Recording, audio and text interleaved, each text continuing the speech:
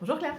Bonjour Maïté. Aujourd'hui, on se retrouve pour faire un focus sur la parentalité et plus particulièrement sur les bonnes intentions qui ne sont pas toujours une bonne idée. C'est ça? J'ai bien compris? Oui. Ok. Alors j'appelle ça, c'est vraiment mon jargon, j'appelle ça le syndrome des parents trop aimants.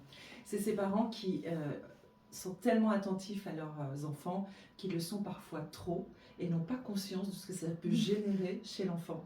J'ai une petite puce là en ce moment, la maman m'amène parce qu'elle me dit j'ai tout fait, j'ai l'impression de tout bien faire, on est en famille, elle a une petite sœur, on a une maison, on a une piscine, enfin tout est très bien, elle va à l'école, elle fait des activités extrascolaires, etc. Et elle me dit je comprends pas, ma puce, elle se sent pas bien, elle est vraiment pas bien. Et en fin de compte, après avoir travaillé avec l'enfant et avec la maman, qu'est-ce que je comprends? C'est que ses parents sont tellement attentionnés qu'ils le sont trop et ils sont trop sur l'enfant. Ok. Et ça génère quoi? Ça génère une tension. Et l'enfant, cette puce, elle a la peur de décevoir ses parents.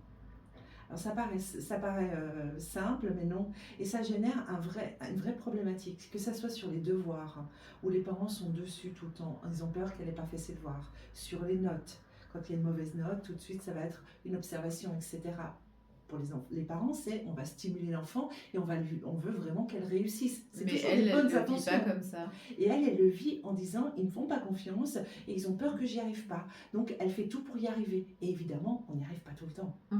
Et la complexité, c'est que ce stress, comme elle ne sait pas le gérer, elle va le compenser. Et alors elle a trouvé un copain qui est assez sympa, c'est le copain sucre. Ouais. Et donc très rapidement, elle va se faire en douce des crises de boulimie pour compenser cette peur de déplaire, cette peur de ne pas être à la hauteur des attentes des parents. Et donc là, en thérapie brève et stratégique, on va travailler sur les deux côtés, c'est-à-dire qu'on va travailler sur la posture des parents et sur la confiance en soi de la puce pour réaligner tout ça. Et c'est là que je dis parfois, quand je parle du syndrome des parents trop aimants, c'est que le trop est l'ennemi du bien et que là, effectivement, il faut faire attention à ce que notre exigence de parents, qui est toujours des bonnes intentions, souvent c'est des parents adorables, mais ils ne comprennent pas que ça peut générer ça chez un enfant. Et là, après, ça peut générer après des prises de poids, de la difficulté alimentaire, etc. Ça peut aller très loin et ça peut vraiment générer des problèmes dans le comportement de l'enfant en suivant.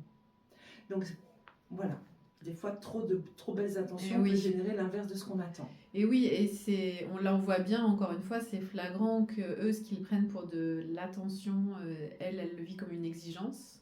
Exactement. Et du coup, elle se met un stress. Ouais. Et là, c'est une puce qui a 10 ans, donc à 10 ans, on n'a pas le recul nécessaire. Et les parents sont souvent une référence, surtout dans la famille que j'ai en tête, est une super belle famille. Et donc vraiment, là c'est l'aînée, elle ne veut pas décevoir, il y a la compète avec la deuxième. Elle se met une pression. Il y a une pression qui s'en... Et donc après, c'est ça qui est intéressant, c'est de voir qu'est-ce que ça peut engendrer derrière. Et quand tu parlais de cercle vicieux, on est complètement dedans. Parce que on consomme de l'alimentation, on prend du poids. À l'âge de 10-12 ans, ça peut générer un mal-être. Et puis ça fait cascade. Donc il faut être très attentif à ça. Et là, la thérapie brève, là, on va vraiment travailler sur la problématique. Et c'est génial. Aussi bien pour les parents que pour l'enfant. Super. Merci pour cet exemple, Claire. Avec plaisir.